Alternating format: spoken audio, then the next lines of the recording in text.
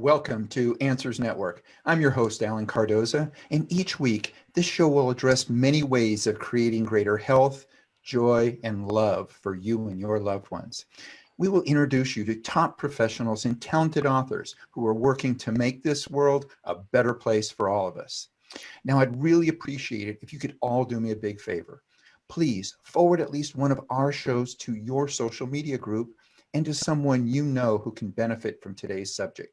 This is one powerful way that we can make a positive difference together.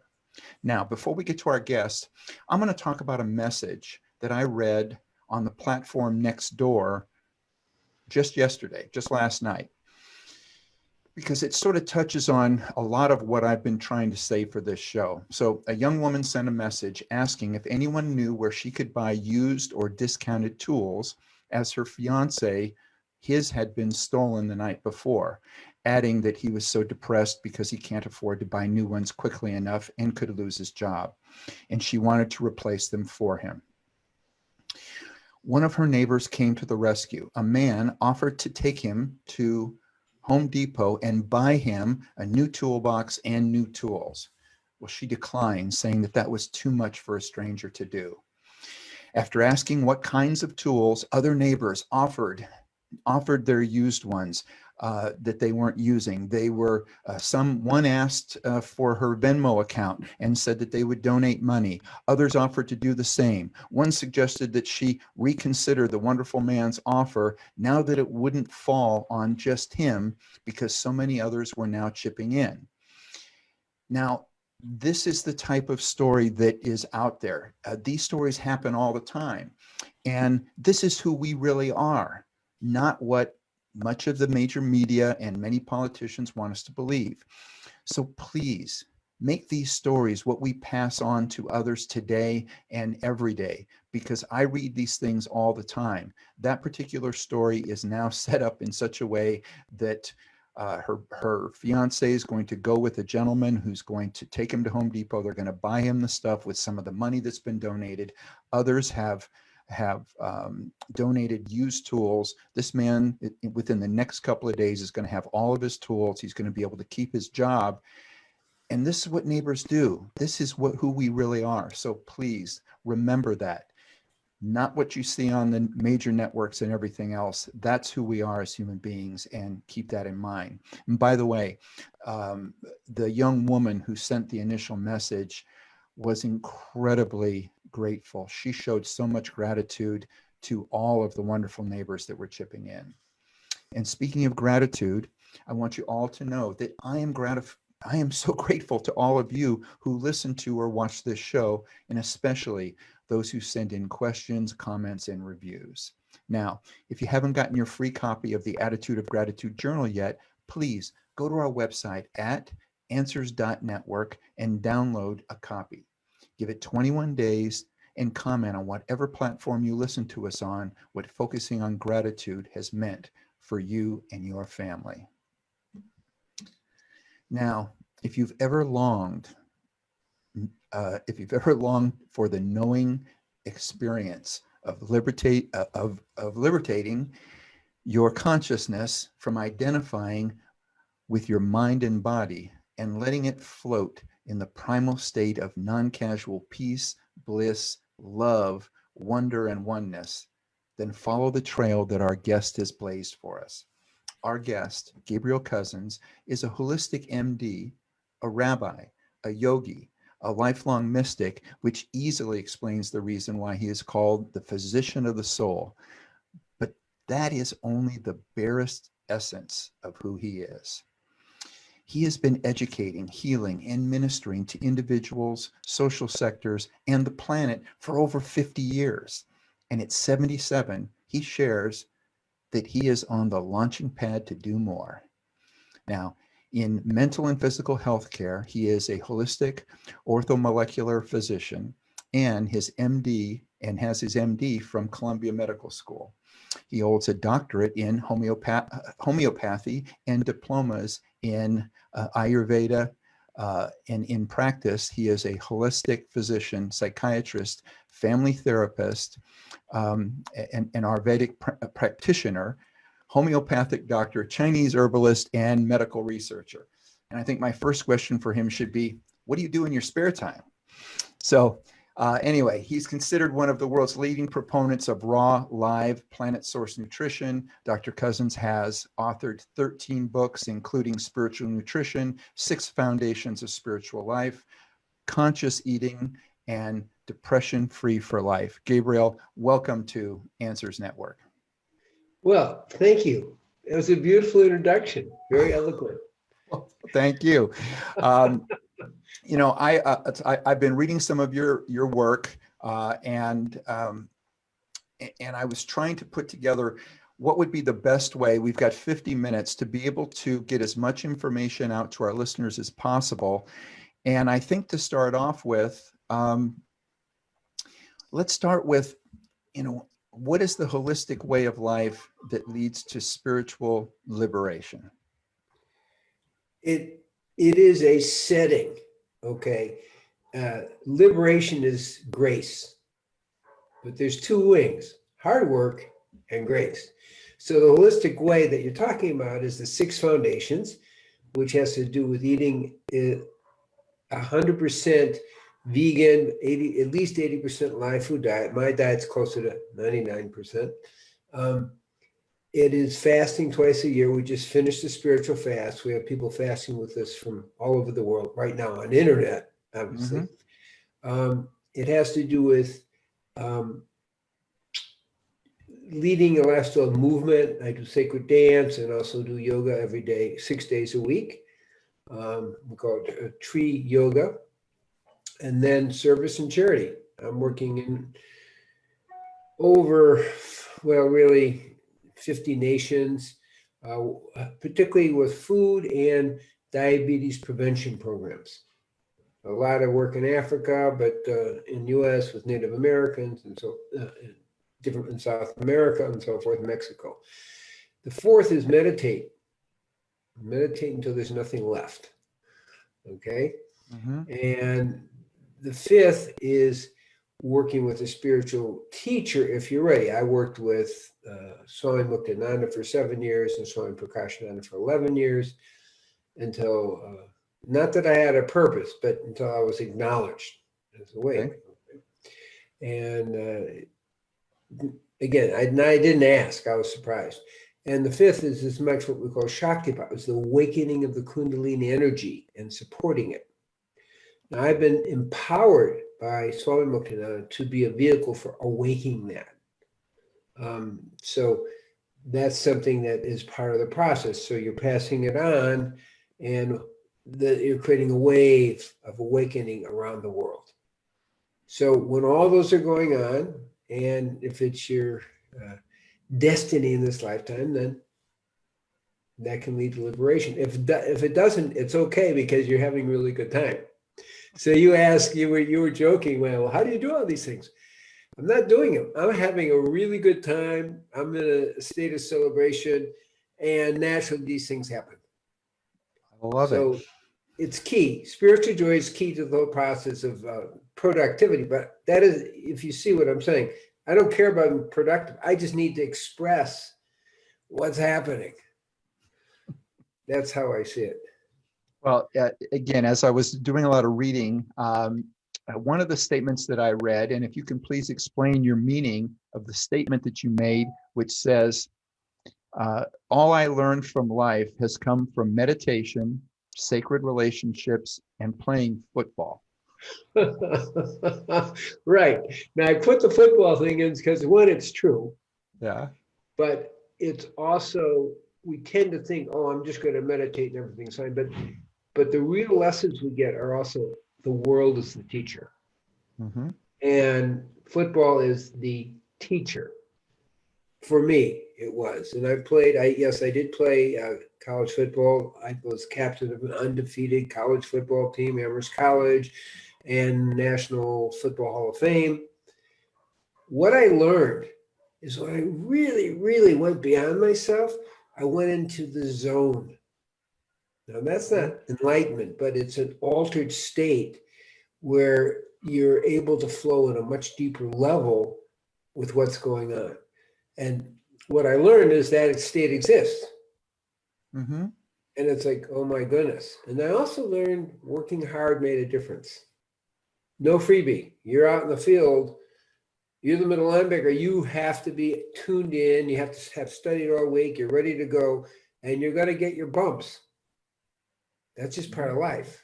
Yeah. So we call it hard knocks, right? But you're knocking and they're knocking, and it's fine. It's fun because it really is a game. Now, people take it seriously, and to have an undefeated team, yeah, you got to take it seriously. But that's not the point.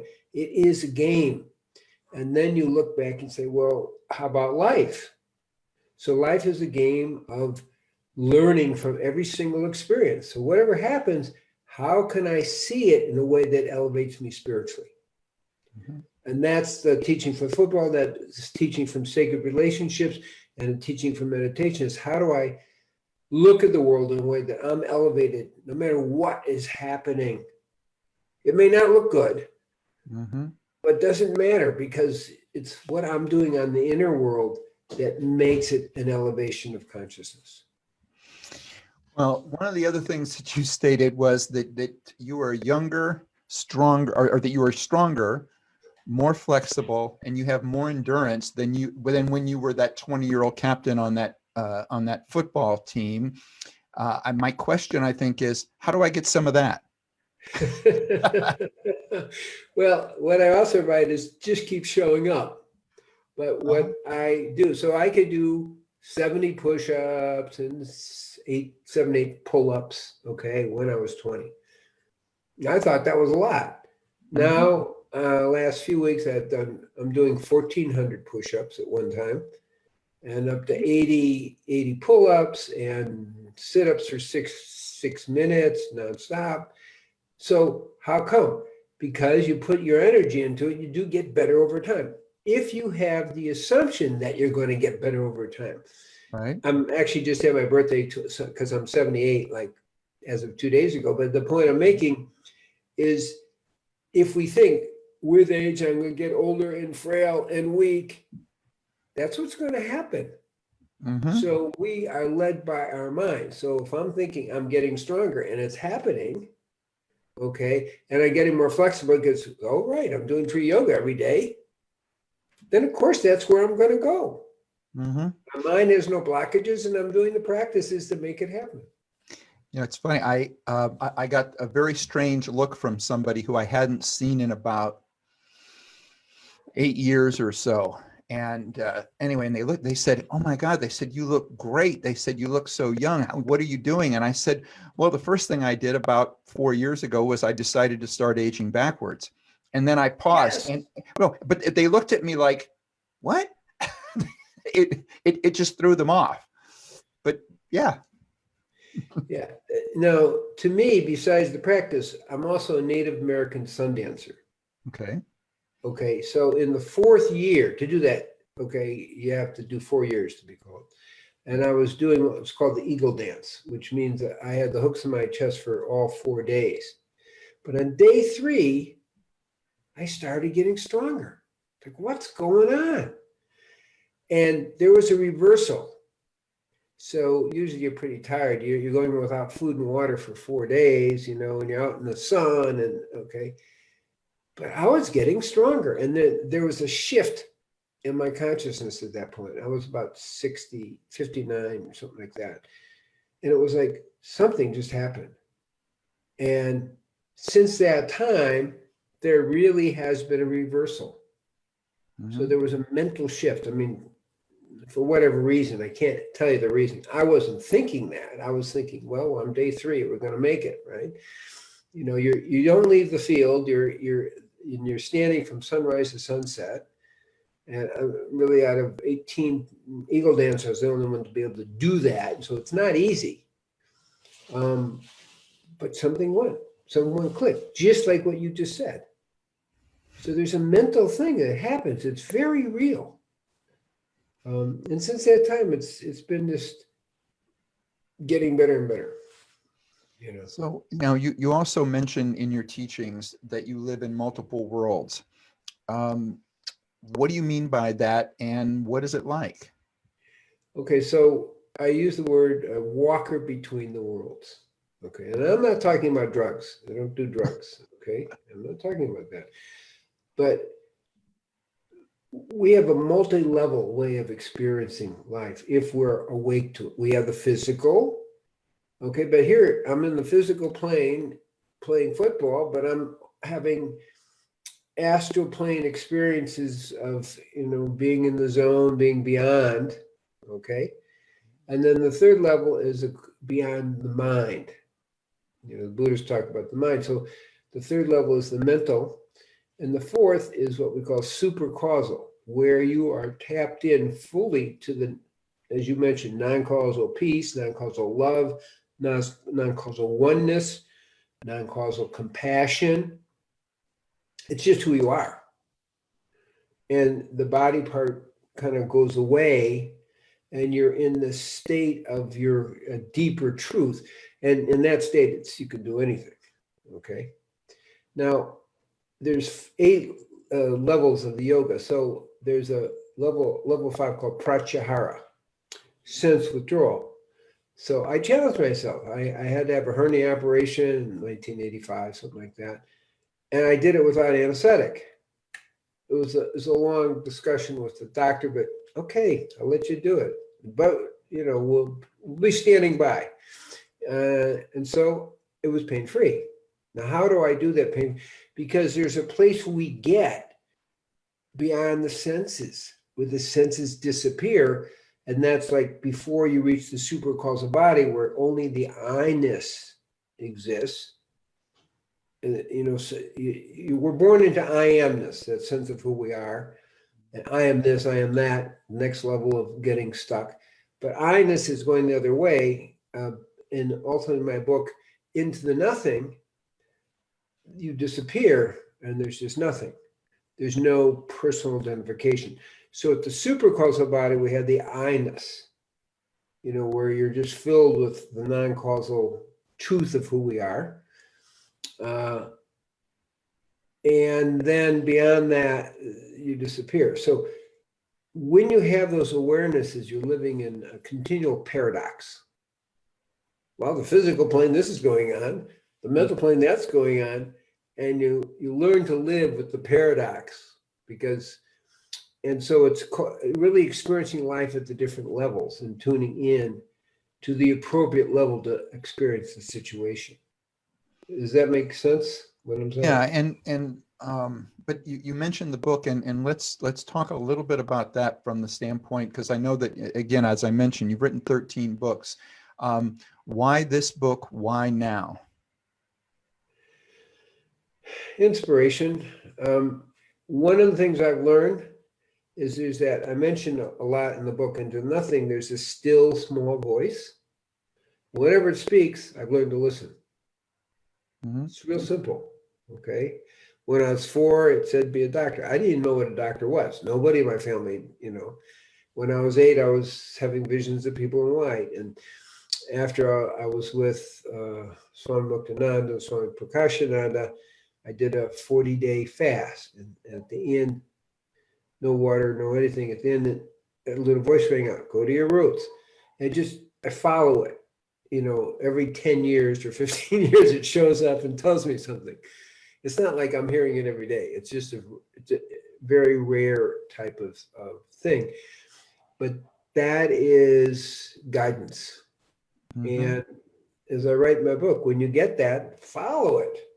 When the door opens, don't wait around, go through it. Now, there are some catches to that, of course. It should check out with the last 6,000 years of spiritual teachings and wisdom. It should check out with the teachings of your teacher and your spiritual group, and also check out internally. When all three are in alignment, you're pretty safe to follow it, if that makes sense. So I don't say, I have an intuition, I'm going to follow it. That's a little reckless, right, and can lead to danger. But when all the coordinates are saying the same thing, and your wife is also agreeing with you, There's a smart man right there. So that's how I do it. I just it just happens, actually. with Swanmuktananda, when I received the awakening of the Kundalini, a little voice rang out and said, you should learn to eat and live in a way that supports it. That's it. Mm-hmm. And then from that came Spiritual Nutrition, the Rainbow Diet, and all these other books that came. One sentence. That's it. And so it's really much more simple than we think about it. To me, spiritual life is very simple. If you're lucky to get that voice because you've kind of created the situation, follow it. Mm-hmm. So that's how I work with it. Well, I'm glad that you brought up food and diet, because I think that's a huge problem that is tied to so many of the problems that we are all having now. And we're going to take a break, but when we come back, I'd like you to talk a little bit about what the role of our diet is on the path to liberation. So for everybody out there, you're listening to Answers Network. Stay with us. We'll be right back. Founded over 30 years ago to meet the needs of families in crisis, West Shield has continually focused on resolving issues that negatively impact families and businesses. Our signature therapeutic transportation service helps to ensure that adolescents in crisis are safely transported to specialized schools, programs, and treatment centers with unsurpassed experience and success. We are supported by our full-service licensed investigation agency that has legally, professionally, and compassionately located hundreds of runaways and teens. We are experienced and qualified to help, offering solutions which may include referrals to our international network of top professionals in the fields of educational consulting, psychology, psychiatry, and investigations. Simply put, West Shield Adolescent Services and West Shield Investigations are the best solutions when your family is facing a personal crisis. Call 1-800-899-8585, 24 hours a day, 7 days a week. That's 1-800-899-8585, or visit our website at westshield.com.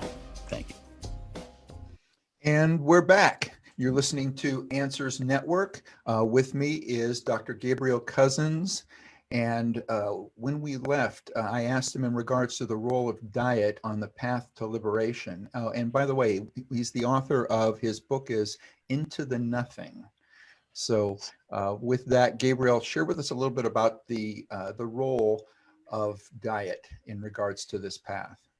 So I didn't, as I mentioned before, didn't get interested in nutrition until this little voice rang out when I had the awakening of the spiritual energy of Kundalini, 1975. And over the next period of time, I was like the doctor in the ashram, so to speak. I worked with thousands of people observing what works, what doesn't work.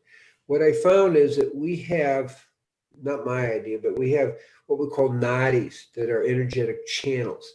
They're not really physical, but they're a little bit physical. They're kind of in between. And they get clogged when people are eating meat, fish, chicken, and dairy. In fact, I got assigned to working with people who were having trouble with Kundalini. And it was very interesting because they began self-medicating with meat. So why are they doing that? Mm-hmm. Scientific inquiry. Well, that's because it clogs the nadis and blocks the flow of the Kundalini. But intuitively, they knew to do that. And then as I looked at that, I said, okay, obviously, meat, fish, chicken, and dairy, they bring the energy of death. They clog the nadis. I did some research. It's actually yogic teaching as well. So it wasn't like I discovered something new here. But then I went to the other direction. Okay, so if that clogs the flow of the Kundalini, what helps it? Simple question. Mm-hmm. And I saw that a vegan diet, okay, but then I saw, and I went to a 100% live food diet because that best activates the flow of the Kundalini. Now, you can't eat way to God. We got that. You can't do that, okay, but it's a support. And what's also important here is, again, there are many levels of how we have 5 levels of the mind, okay, as well. And all of them get clogged with the energy of meat, fish, chicken, and dairy, because it's an energy of being oppressed, of being a victim, Mhm. Literally. I mean, what happens when a cow gets it? They're a victim. Okay. So when you don't take that into your system and you don't take the agitation of their pain, misery, and fear into you, your mind gets quieter and the flow of Kundalini is not sludged. So I saw that the 100% live food diet best accelerated. The other thing is that when you cook food, you lose 50% of the protein, 60 to 70% of the vitamins and minerals, up to 95% of the phytonutrients.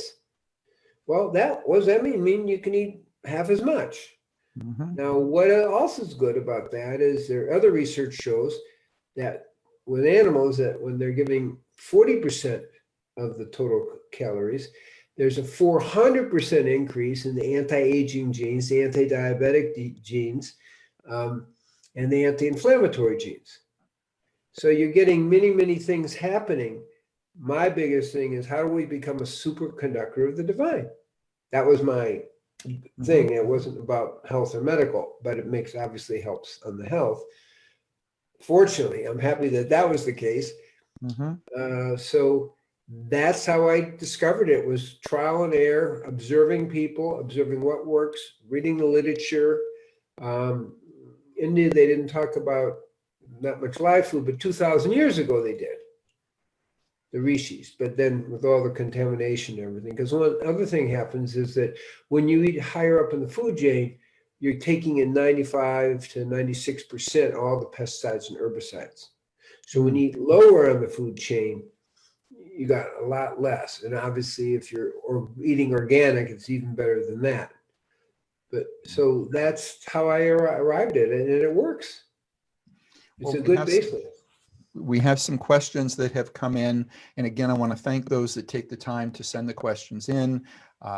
They come in via email or instant message. This one reads, you speak about holistic liberation. What exactly does that mean when we are living in a worldwide sea of enormous fear, bombarded at every turn by authorities who are determined to vaccinate, chip, financially destroy, and monitor our lives? Taking the vaccine was supposed to calm the world, but instead it's now dividing anyone who refuses the vaccine from those who have taken it. And this is from Laura in Illinois.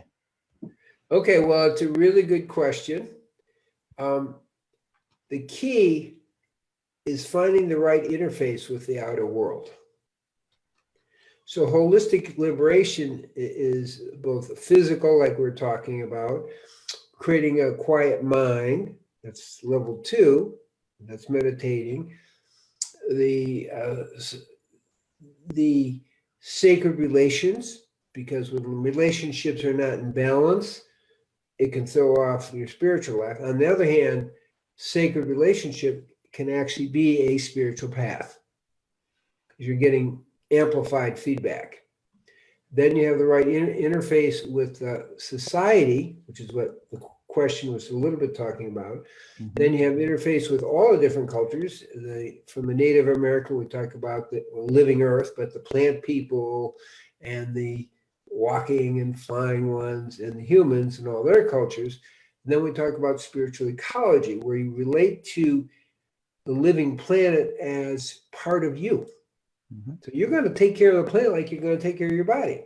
It just makes sense when you see the oneness. You're not an environmentalist where you're working on the planet. The planet's part of you. You're just naturally going to do the right thing.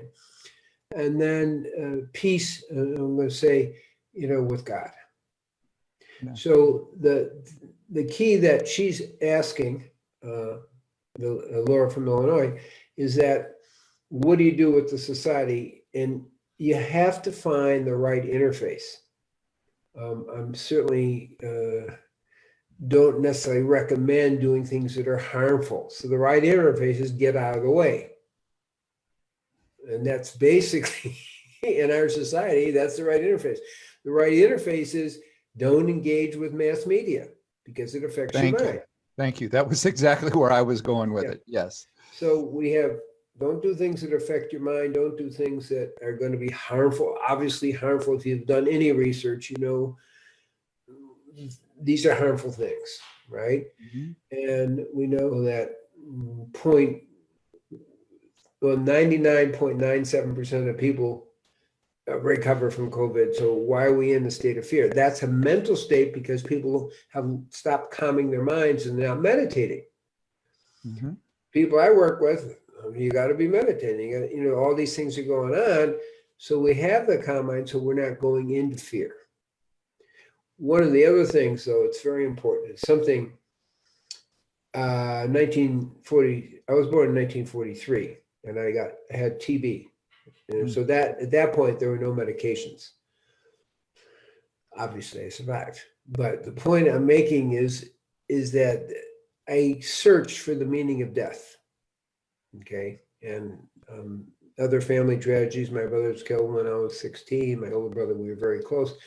So part of what I got when I had the spiritual awakening is an answer is there's no death for the self. The self is immortal. Well, once you get that, what are you going to be afraid of?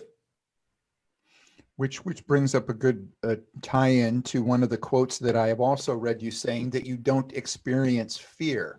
How does that work for you? When you've been through enough, what's there to be afraid of? How many times can you have a near-death experience before you say, well, there's no problem. It's actually a pretty interesting experience. And when you know that the self, the soul is immortal, what are you worrying about? Is the body immortal? No, but that's not the point, because from a kind of understanding that we are immortal souls going through time and space, evolving, there's nothing to be afraid of because you're evolving and it's not in your control anyway. The Taoist teaching says the master steps back, letting go, knowing, works hard, letting go, know that it's forever out of our control. So what is to be afraid of? It's destiny. Be at peace with that. That's why it doesn't bother me. Okay. But wouldn't there be, at some point it would seem like fear is something good. It's a warning sign. It is one of our innate abilities that allows us to make better decisions. And if you take it to animals or whatever, it's the antelope that has a sense that a lion is getting close, and the fear kicks in, which makes them be able to run faster at that point to get away. That's certainly true, but I wouldn't call that fear. I would call that common sense. Okay. Common sense. You don't walk in front of a train. You don't walk in front of a car. You look around and observe what's going on and don't do things that are going to be harmful. But that's not fear-based. That's common sense-based. Fear can freeze you. Fear can block your thinking. Mm-hmm. I'm talking about from a sports point of view too. It's like, as a middle linebacker or guard, is like, no, I had to be totally calm so I could move. Fear freezes you up. You can't move spontaneously. So that's what I mean. But no, you don't do silly things, that they're going to hurt you.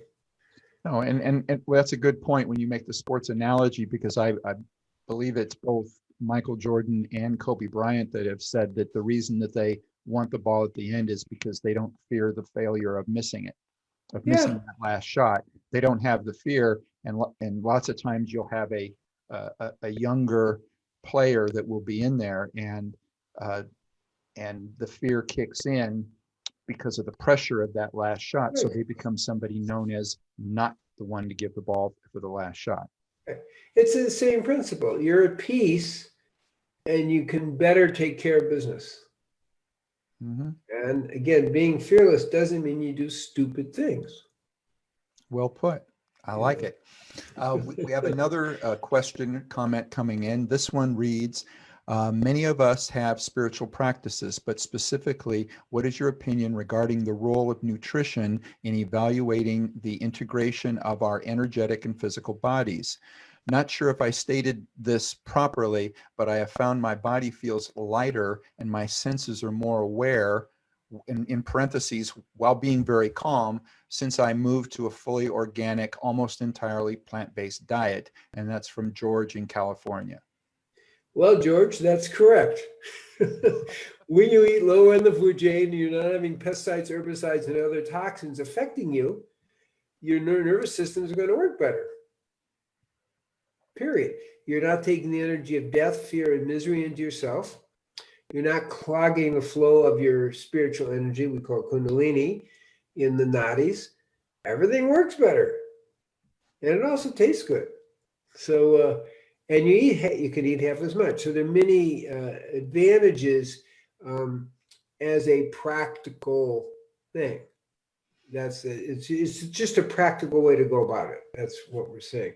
There are certain people are more sensitive. Often with age, you get what we call more vata, and you have to eat more grounding foods, but that still can be lower in the food chain.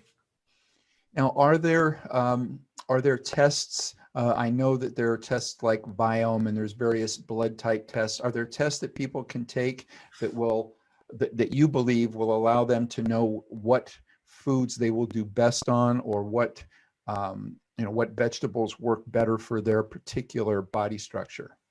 Well, there's two levels. There's chromosome 19. It says how much protein, how much fat, how much carbohydrate you should eat. I try to make it simple for people, but that's a biochemical chromosome test.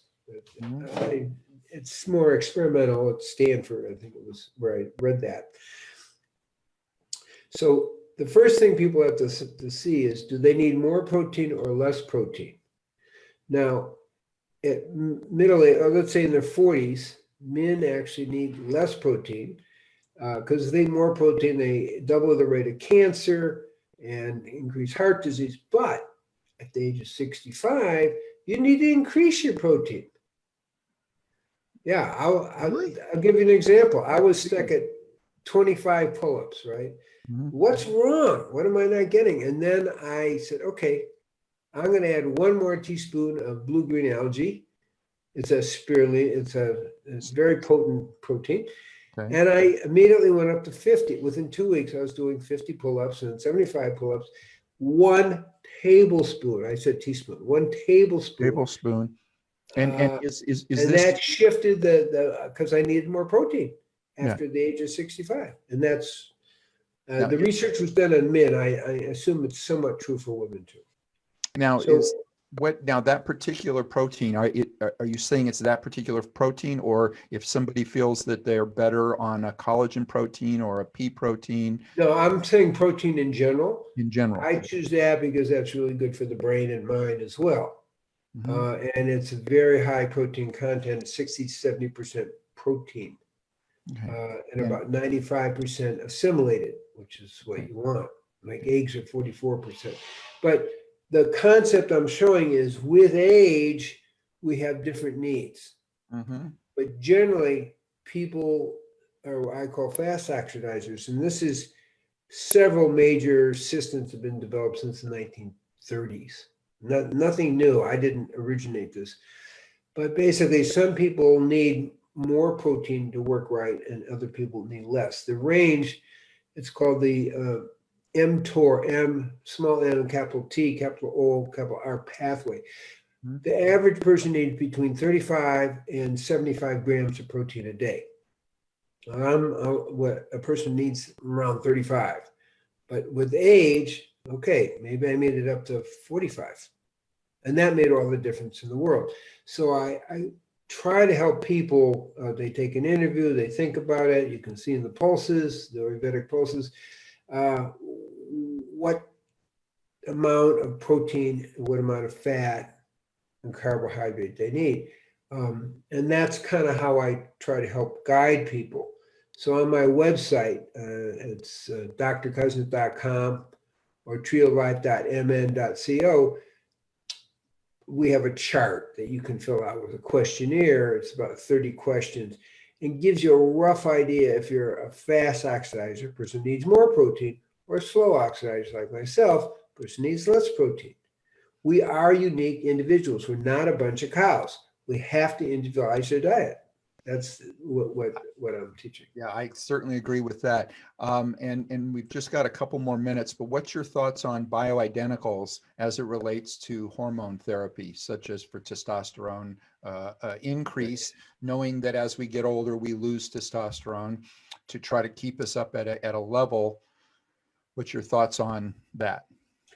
I don't, my tendency is to suggest for men and women, like for testosterone, foods that are going to increase that. Okay.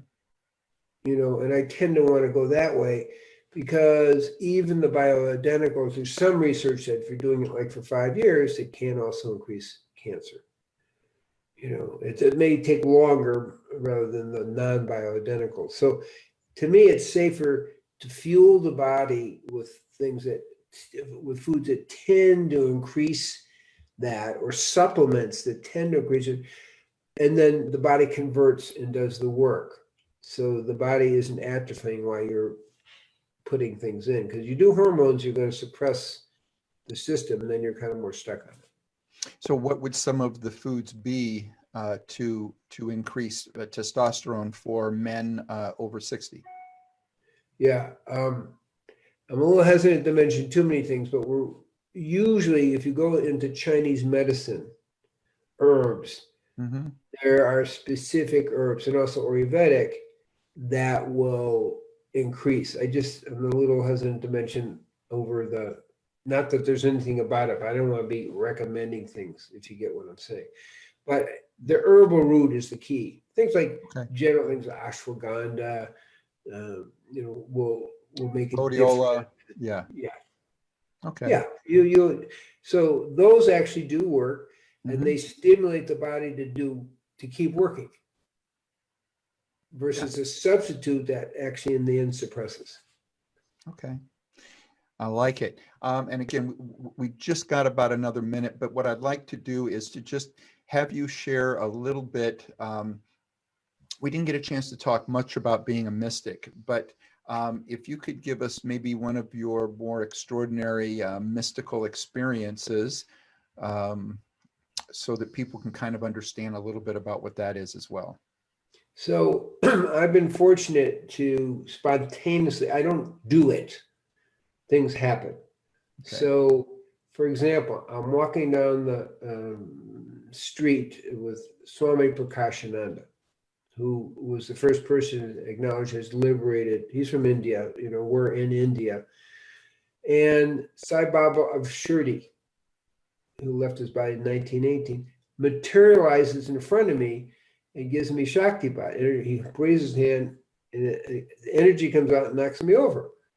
Now, am I crazy? So I turned to Swami Prakashananda. I said, did that just really happen? And he confirmed it, because he's a witness to see. So we do have,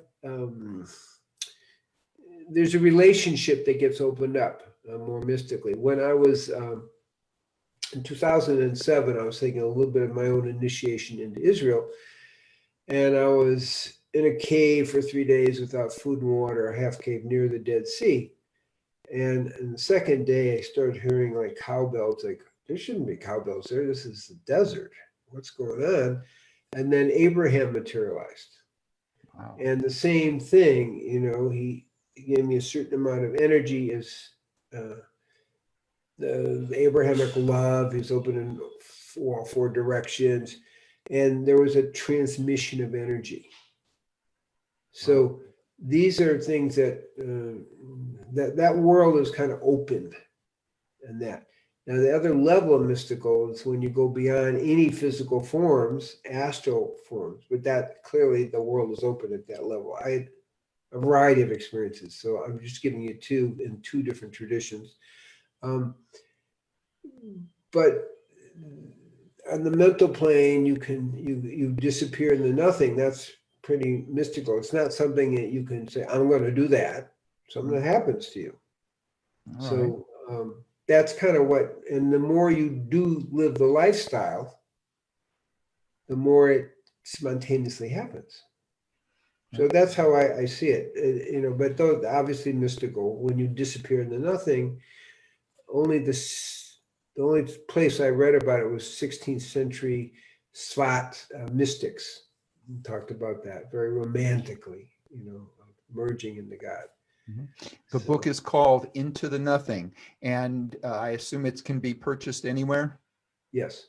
Okay, so, Amazon, your favorite bookstore or whatever.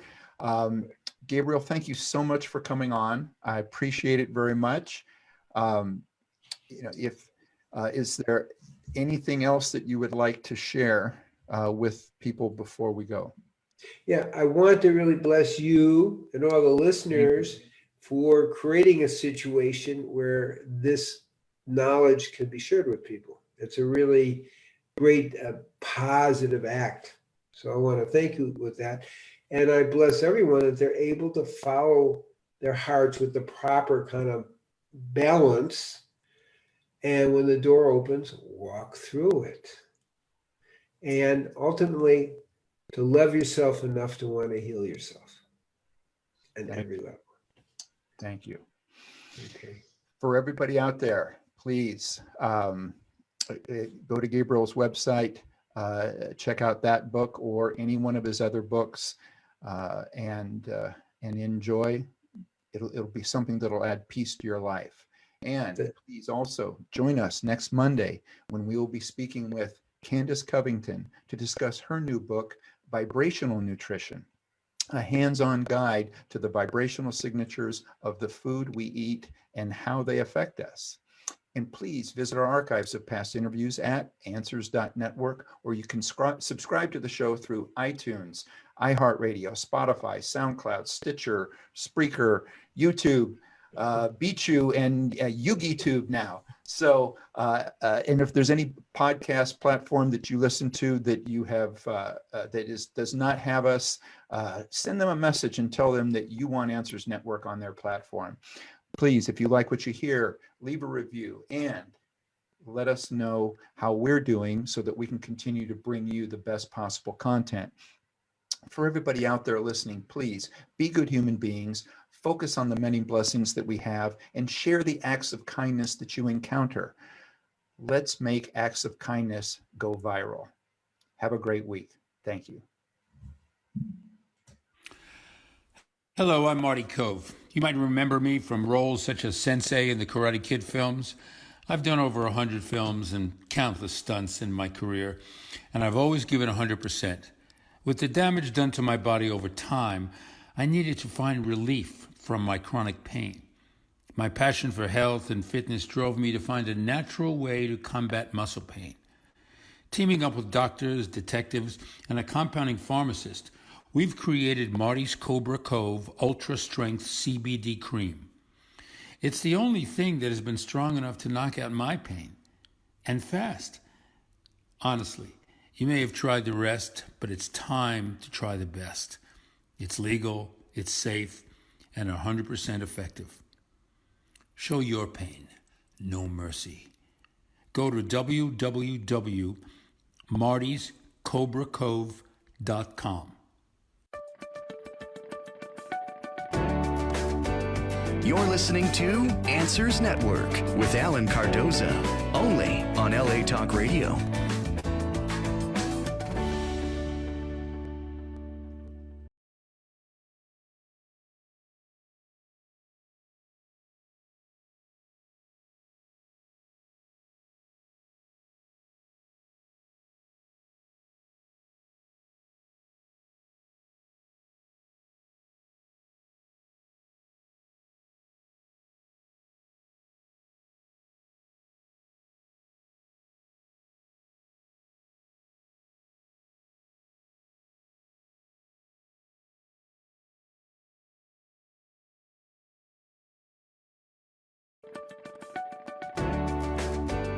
You're listening to Answers Network with Alan Cardoza, only on LA Talk Radio.